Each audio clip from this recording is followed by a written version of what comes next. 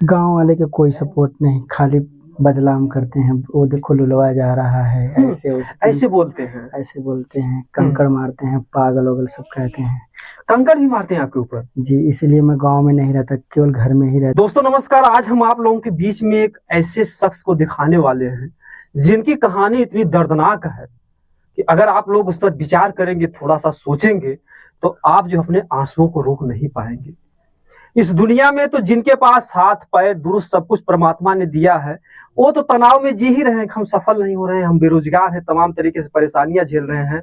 लेकिन इस दुनिया में कुछ ऐसे ऐसे भी लोग हैं जिनको कहीं ना कहीं से अपने कर्मों की देन का, हम तो ये नहीं कह सकते प्रभु किसी के साथ नाइंसाफी करता है। हम लोग यही मानते हैं कि हमने पूर्व जन्म में कुछ पाप किया था, उसकी सजा हमें इस जन्म में मिल रही है। तो हम जिनके साथ में खड़े हैं, एक ऐसे व्यक्ति हैं जिनके पास पूरा शरीर तो है, लेकिन शरीर में कुछ ऐसे ऐसे दर्दनाक घाव मिले हैं कि कैसे आज हम लोगों के बीच में जिंदा हैं। ये तो प्रभु की कृपा है और आप लोगों का आशीर्वाद है। हम लोगों का भी सौभाग्य है कि ऐसे जो है महान व्यक्तियों से मिलने का जो है हम लोग को सौभाग्य प्राप्त हुआ। क्योंकि आप लोगों ने देखा कि हमारे इतिहास में कुछ ऐसे भी लोग थे, जैसे सूरदास जी थे, उनको दिखाई नहीं देता था, लेकिन वो कितने कितने जो है दोहे चौपाई, कितने छंद जो है उन्होंने लिख डाले। और तमाम आप लोगों ने गीत गानों के माध्यम से देखा होगा जिनके पास आंखें नहीं हैं और कितने सुंदर सुंदर गीत गाते हैं। आज हमारे बीच में जो है दीपक कश्यप जी हैं। आज इनकी हम थोड़ी कहानी को जानेंगे और किस तरीके से संघर्ष कर रहे हैं। इनके दोनों हाथ अगर देखा जाए तो किस तरीके से बेचारे रोटी खाते होंगे, किस तरीके से इनकी दैनिक क्रियाएं होती होंगी। सोचने के बाद जो है ये जो कलेजा है ना, पिघल जाता है। भैया बहुत स्वागत है आपका हमारे चैनल पर। क्या नाम भैया? मेरा नाम दीपक कश्यप है। जी भैया जी। ये जो आपके दोनों हाथ है, जैसे बचपन से है या कैसे, कब से समस्या? 2015 27 फरवरी को है। अच्छा जी, मैं गया था शौचालय के लिए। अच्छा। तार काफी लटका था, कम से कम 5 फुट के दायरे में। अच्छा। मैं मुड़ी करके गया नीचे से, और राहर के फूल में कुछ था, कीड़ा मकोड़ा, और बाल में कुछ चढ़ गया। मैं ऐसे गया न्योर की, बाल में कुछ चढ़ गया और तार ऐसे लटका हुआ था। जब मैंने बार अपने झाड़ने से स्टार्ट किया तो तार ऐसे टाइट था, हल्का से लपक गया और इसमें टच हुआ और मार दिया। कम से कम 1 घंटा तक 2 घंटा तक बेहोश था। अच्छा, ये जो हाथ था वही मार दिया, मतलब वहीं से हाथ निकल गया कट? नहीं, 15 दिन तक बाद सड़ गया हाथ। अच्छा, इसमें सड़न पैदा हो गया और धीरे धीरे बढ़ रहा था। तो पैसे ना होने के कारण तनी से कटाने में दिक्कत हुई। फिर 3-4 दिन के बाद हाथ कटा गया। अच्छा, मतलब ये हाथ पूरा चला गया। इसकी जो अंगुलियां हैं ये भी मतलब कि जो उसी लाइट की वजह से? जी, ये सब सिस्टम सब जाम हो गया। अच्छा, इसका मतलब जो भी नसें सब ब्लॉक हो गई? सब ब्लॉक हो गए, खाली यही एक उंगली हिलता है, इसी से सब काम करते हैं बस। अच्छा, अब कुछ भी नहीं। और हम बता दें कि हाथ तो इनका घायल है ही, लेकिन इनका जो पूरा जिस्म आप लोग देख रहे हैं, ऐसे तो कपड़े पहने हैं, आप लोगों को लग रहा होगा कि और तरीके से सही होंगे, लेकिन हाथ में ही दर्द नहीं है, इनके पूरे शरीर पर जो है दर्द है। थोड़ा सा भैया दिखाइएगा हमारे दर्शक बंधुओं को। देखिए लाइट के जो घाव है किस तरीके, जैसे लगता है कि डॉक्टर ने जगह जगह पर ऑपरेशन किया है। पीठ में जो है जिस तरीके से घाव और जख्म है, ये तो माता पिता का पुण्य प्रताप था कि इनकी सांसें बच गईं। और जिस तरीके से आप देखिए सामने जो है पेट में जो किस तरीके से घाव है, तो हम लोगों का दिखाने का एक मकसद है कि इतना जो है घायल होने के बाद। अच्छा, पैर में भी है? यहाँ सर्जरी हुई है, यहाँ से कटा हुआ। अच्छा, दोनों पैर में? जी, तो पूरे यहाँ से लेके यहाँ तक। अच्छा, ये मतलब 2015 में हुआ था आपके साथ? जी। तो कैसे कैसे जो है माता पिता या भाई किस तरीके से है घर परिवार में? मम्मी को ब्लड कैंसर हुआ था दीपावली के मतलब धनतेरस के दिन। वो 5 बजे मर गए। यही जो पिछला दीपावली भी था 1 साल पहले। जी। पिताजी की क्या कंडीशन है? पिताजी मानसिक रूप से सही नहीं है। अच्छा, कुछ नहीं करते। देखिए कहते हैं ना कि मुसीबत अगर आती है तो चारों तरफ से आती है। कितनी उम्र होगी भैया आपकी? हमारी होगी वही 28-29 साल की उम्र है। और ऐसे में जो है पिताजी तो मानसिक रूप से डिस्टर्ब है ही, साथ ही साथ जो है पिछले जो है दीपावली को इनकी माता जी को भी ब्लड कैंसर हो गया और इस दुनिया से वो चल बसी। इसके बाद भैया फिर कैसे, जो लोग हाथ पैर दुरुस्त हैं, हर परिवार से दुरुस्त हैं, उनके लिए तो इस महंगाई में खाने पीने के लिए तकलीफ होती है। कैसे आपका जो जीवन यापन चलता है? बस गांव में रहते हैं, गौरव भैया के पास आते हैं, गौरव भैया पूरा सपोर्ट करते हैं, कहते हैं कि जो भी कुछ चाहिए मुझे आप बता देना, मैं आपको दूंगा, चाहे जो भी कुछ कमी भी होगी तो हम हर प्रकार की मदद करेंगे आपके लिए। तो मैं उन्हीं के साथ रहता हूँ, उन्हीं मेरा सपोर्ट करते हैं, गाना से लेके म्यूजिक तक, वीडियो सब। कहते हैं बस मेरे पास रहो, घर पर रहो, मेरे यहाँ घर रहो, सब चीज देते हैं व्यवस्था। जी। कहते हैं कि नर ही नारायण है, थोड़ा सा दिखाइएगा। गोरख भैया जी हैं हम लोगों के बीच में, और लोग कहते हैं कि आजकल जो है इंसानियत मर चुकी है, लेकिन नहीं, अगर ये धरती अगर आज सही सलामत है तो ऐसे ऐसे इंसानों की वजह से है। क्योंकि कितनी दूरियां होंगी गोरख भैया घर से, कितनी दूरियां? मेरा लगभग 15 किलोमीटर। 15 किलोमीटर की दूरियां हैं। है तो दुनिया में बहुत लोग, लेकिन इनके दर्द को जो है गोरख, जो सिंगर गोरख यादव जी हैं, जो जौनपुर जिले से हैं, आप लोग जानते ही हैं, तमाम जो है गीत गाने गाते हैं, स्टेज शो करते हैं, और साथ ही साथ ये सिंगर ही नहीं है, तमाम सिंगर हैं, अगर वायरल हो जाते हैं तो गरीबों को पहचानते नहीं है, पूछते नहीं है। और लेकिन ये गोरख यादव जी हैं, उनको मैं बार बार उनकी इंसानियत को नमन करूंगा कि इस बेसहारा दीपक कश्यप जी को जिस तरीके से सपोर्ट में आए, और आजकल बुरे दिन में कोई सहयोगी नहीं होता है, जिसके अच्छे दिन हैं, हर स्टूडियो पर जहां पर भी जाएंगे तो तहां पर लोग पहले पैसे की डिमांड करेंगे, तमाम तरीके की समस्याएं पैदा करेंगे, आपके लिए सपोर्ट में कोई नहीं आएगा। तो भैया आप गोरख जी के पास आए, कैसे मन में आया कि हम सिंगिंग करेंगे, कैसे जो गाने की बात आई? तो मैंने सुना कि यूट्यूब से गाना गाने पे पैसे मिलता है, या चित्र बनाने पे, या कोई वीडियो डालने पे पैसे आता है। तो मैंने भी सोचा कि जब मेरे पास, मैं तो ईटा पत्थर या कोई काम तो कर नहीं सकता, मतलब बोझ उठा नहीं सकता, तो मेरे लिए कोई विकल्प ही नहीं था। तो केवल यही वीडियो बनाना, बस यही विकल्प था। तो मैंने सोचा क्यों ना मैं गाना गाऊं या गाना गाना सीखूं। तो मैंने गोरख के पास आया। इसके तो पहले भी क्या किसी और स्टूडियो पर गए थे आप? जो हाँ, मैंने बहुत स्टूडियो, जौनपुर गया था, वहाँ गया था, नाम नहीं लेना है, बाकी और स्टूडियो गए तो वहाँ पर लोगों का क्या व्यवहार रहा? वहाँ पे पहले कहते थे 2000, जब मैं गाना नहीं गा पाता था तो मैं गाना गा लेता था, मगर वो कहते थे कि आप गा नहीं पा रहे हैं, फिर से रियाज करो, फिर से आओ, ऐसे बार बार दोहराते हैं। फिर कहते हैं कि मैं तुमको अब सिखाऊंगा। मैं बल्कि गा लेता था तो सिखाते नहीं थे, खाली से बताते थे, कहते थे इसके लिए अलग चार्ज लगेगा, 3000 रुपये लगेगा, फिर उससे ले लेते थे। मेरा जो विकलांग पेंशन आता है वो 3 महीने में 3000 आता है। तो मैं अपनी सारी इच्छाओं को मार कर मैं गाने के लिए कोशिश करता था, और सब कपड़ा लत्ता जो भी कुछ होती थी उसकी कमी होती थी, मैं गाने में कोशिश करता था, गाना भी फ्लॉप हो जाता था, चलता भी नहीं था। तो मैंने ये सब बात गोरख भैया को बताया। मतलब इसके पहले आप तमाम स्टूडियो पर गए और तमाम आपके पैसे खर्च होते रहे? हाँ, तब मैं गोरख भैया को बताया ऐसी बात है। तो गोरख भैया ने कहा कि आप जो तुम्हारा पेंशन आता है उसको भी रखिए, और जो मैं तनी मनी मुझसे जो भी होगा वो भी मैं दूंगा, तो अपने पैसे से काम कीजिए, मेरे तरफ से पूरा सपोर्ट है।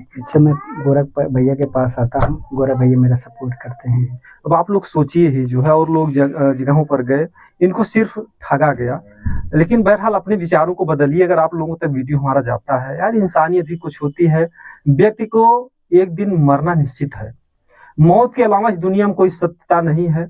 और जो भी कर्म करोगे, जो अपने पत्नी की सेवा कर रहे हो, बेटे की सेवा कर रहे हो, माता पिता की कर रहे हो, वो सेवा जो है आपका फर्ज है। लेकिन आप किसी मजबूर, किसी परेशान, किसी गरीब की अगर आप सेवा कर रहे हो तो वो जो है कर्म आपके साथ में जाएंगे। तो यहाँ पर जो है गोरख जी ने इंसानियत को पेश किया है। हर जगह जाते थे, पेंशन का पैसा, आप समझिए 3000 रुपये बहुत बड़ी चीज नहीं होती है, एक दिन का 100 रुपये होता है, उससे ना किसी का कोई घर, अगर 2 टाइम खाना हुआ तो उससे वो भी नहीं होगा 100 रुपये में। तो किस तरीके से पेट काट करके जो है अपना गाना जो है गाने के लिए सोचे। और आसपास के गांव वालों का क्या रिएक्शन रहा इस बारे में? गांव वाले के कोई सपोर्ट नहीं, खाली बदनाम करते हैं, वो देखो लुलवा जा रहा है, ऐसे बोलते हैं, कंकड़ मारते हैं, पागल वगल सब कहते हैं। कंकड़ भी मारते हैं आपके ऊपर? जी, इसलिए मैं गांव में नहीं रहता, केवल घर में ही रहता हूँ, और घर से बाहर नहीं, और खाली गौरव भैया के पास और घर में घर, और बस। और सुनसान एरिया में चल जाता हूँ जहाँ अकेले कोई नहीं रहता, कोई जहाँ पे ना हो, बस वहीं जाता हूँ। अब समझिए कि जो है कहते हैं कि बनले पे हर केहू साथी, बिगड़ले पे केहू नहीं बा। तो आज इनका जीवन इस तरीके से हो गया। अगर मान लीजिए इनके साथ इतनी बड़ी दुर्घटना घट गई, तो अगर गांव के लोग, आप लोग अच्छे होते तो आज आप लोगों की तारीफ होती। लेकिन बताइए, ऐसे व्यक्ति पर अगर आप लोग ढेला मार रहे हैं, इससे बड़ा महापाप और क्या हो सकता है। कहते हैं कि भला किसी का कर ना सको तो बुरा किसी का मत करना, पुष्प नहीं बन सकते हो तो कांटे बनकर मत चुभना। यार इंसान कहते हैं बड़े भाग्य मानुष तन पावा, और सुर दुर्लभ सदग्रंथ ही गावा। तो इंसान का जीवन बड़े भाग से मिलता है यार, देवता तरसते हैं। और आपको अगर मानव जीवन मिल गया है, तो अगर ऐसे ऐसे व्यक्तियों का अगर आप लोग सपोर्ट नहीं करोगे, फिर आप मानव नहीं हो यार। क्योंकि देखिए, राक्षस कहीं से बन करके नहीं आते हैं, व्यक्ति का कर्म ही राक्षस बनाता है। रावण इतना बड़ा जो है विद्वान था, इतना बड़ा पंडित था, लेकिन उसका कर्म जो है खराब हुआ, तो उसको राक्षस की जो है संज्ञा दी गई। तो इस तरीके से आज भी जो है इंसानियत और मानवता मरी नहीं है। ठीक है, रावण की संख्या ज्यादा है, लेकिन गोरख भैया जैसे राम भी जो है और कहीं ना कहीं से कि हर व्यक्ति को ये ईश्वर की कृपा है कि आपको जो है गोरख जी से मिला दिया, नहीं तो आपके लिए और भी भटकना होता। बहुत भटकना होता तो काफी जिंदगी खराब हो जाती मेरी, शायद अब तक समाप्ति हो जाती। यानी कि आप जीवन से जीने की आस ही छोड़ दिए थे। जी, मन नहीं था जीने की, खाली घुट घर के जी रहे हैं। जी जी जी, मतलब कि गांव में पत्थर मारना है तो यार कहानी हो गई। कभी जो है मजनू को पत्थर मार रहे थे, और आज एक, जबकि इन्होंने कोई अपराध भी नहीं किया था, किसी से प्यार भी नहीं किया था, किसी के साथ कुछ बुरा भी नहीं किया था, क्यों लोगों में इतनी मतलब क्यों ईर्ष्या नफरत आपसे लोग करते हैं? क्योंकि जहाँ 100 लोग अच्छे हो, वहाँ एक लोग, जहाँ मतलब सब अच्छे हो, वहाँ से तनी मनी टेढ़ा मेढ़ा आदमी चल जाए तो सब अपने लोग को हंसी का पात्र बनाते हैं अपने को। अब जी, सब अपने लोग ब्रांड समझते हैं। जैसे मैं आपके पास खड़ा हो गया ना, तो सोचते हैं कि यार ये टेढ़ा मेढ़ा आदमी, ऐसे ऐसे आदमी क्यों खड़ा हो गया मेरे पास, मैं तो ब्रांड हूँ, मेरी तो बेइज्जती हो रही, मैं इससे बात कर रहा हूँ, इसीलिए छोटा समझते अपने आप, छोटा समझते। अगर फोटो अगर उनके मोबाइल में है, तो अगर मेरा फोटो देख लेते हैं तो उसे डिलीट कर देते हैं, हटा देते हैं। ऐसे ऐसे व्यवहार होता है। जी जी, अगर आप लोगों ने देखा तो इतिहास में एक अष्टवक्र जी थे, उनका एक इस तरीके से इतिहास है। तो व्यक्ति के शरीर को देखकर जो है इस तरीके से अगर नफरत किया जाता तो इंसानियत के खिलाफ है। बहरहाल मैं इसकी घोर निंदा करता हूँ जिनके ऐसे विचार हैं, लेकिन ठीक है, समाज है, अच्छे और बुरे दोनों लोगों से मिल करके बना हुआ है। अगर बुरे लोग नहीं रहेंगे तो अच्छे लोगों को कौन जानेगा, कौन तारीफ करेगा, खा गोरख भैया ने ऐसा अच्छा काम किया। अगर सब लोग अच्छे हो जाएंगे, ठीक है, समाज के दो पहलू हैं, लेकिन इंसानियत और एक सोशल मीडिया पे, हमें नहीं कहते पत्रकार हैं, ठीक है, हम एक यूट्यूबर हैं, लेकिन लोगों से निवेदन करेंगे कि ऐसी दशा जिसकी भी हो, किसी के ऊपर हंसना नहीं चाहिए। हो सकता है कि भगवान कभी आपके भी साथ, आपके भी परिवार के साथ कभी कुछ ऐसा हादसा कर दे। जन्मजात नहीं थे, बिजली के साथ इनके साथ दुर्घटना घटी। और पिताजी कब से डिस्टर्ब हुए मानसिक रूप से? लगभग 2003 से, शायद 2003 से। जी। तो फिर जो है जब डिस्टर्ब हो गए होंगे तो कोई काम भी नहीं कर पाते? मैं उनको जानता तक भी नहीं था जब 2003 में, इतना मतलब जानकारी भी नहीं थी। क्यों, क्या इधर उधर भाग जाते थे क्या? भाग जाते थे, पोखरी में कूद जाते थे, फिर भाग जाते बहुत दूर दूर, कम से कम 2-3 महीने गायब थे। और आपके भाई भाई हैं कि नहीं? भाई एक हैं। अच्छा, वो उनका क्या रवैया रहता है आपके प्रति? मैं उनकी तरफ से सही रवैया है। अच्छा अच्छा, प्यार मोहब्बत देते हैं भाई का? छोटे हैं बड़े हैं आपसे? बड़े हैं। आपसे बड़े हैं जी। अच्छा अच्छा, आपका सपोर्ट करते हैं? जी, सपोर्ट करते हैं। अगर सपोर्ट घर वाले नहीं करते तो हम यहाँ पे खड़ा नहीं होते जी, तो कहीं पर होते हैं, इधर उधर भटकते हैं। मतलब किस तरीके से आते हैं? 15 किलोमीटर जो दूरी बता रहे हैं आप? वो साइकिल से आते हैं। साइकिल से आते हैं। इस तरीके से देखिए, आप जिसके हाथ पैर दुरुस्त हैं उनको तो तकलीफ होती है 2-4 किलोमीटर, लेकिन ये 15 किलोमीटर का संघर्ष करते हैं। और हम चाहेंगे कि जो हमारे दर्शक बंधु हैं, कुछ आप अपनी जो गीत गाने गाए हैं उसको थोड़ा सुनाइए। एक मेरा बोल बम का गीत आया है, अभी जल्दी में लॉन्च हुआ है, ऐसे बटे। डीजे पे बम बम बोले बोले, काशी मरकंडे डोले डोले। डीजे पे बम बम बोले बोले, काशी मरकंडे डोले डोले, पूरा सावन बोली। क्या बात? ई महादेव के भक्त तन का बम बम बोली, ई महादेव के भक्त तन का बम बम बोली। क्या बात है, क्या इस तरह मैंने गाना लिखा है। अच्छा, एक खुद आप लिखे भी हैं? जी। देखिए क्या मतलब कि अब ईश्वर की कृपा है कि खुद गाते भी हैं और खुद राइटर भी हैं, बहुत बड़ी बात है। इतनी कला होने के बाद भी अगर कोई इन्हें सम्मान नहीं देता है तो बहुत बड़े दुर्भाग्य की बात है।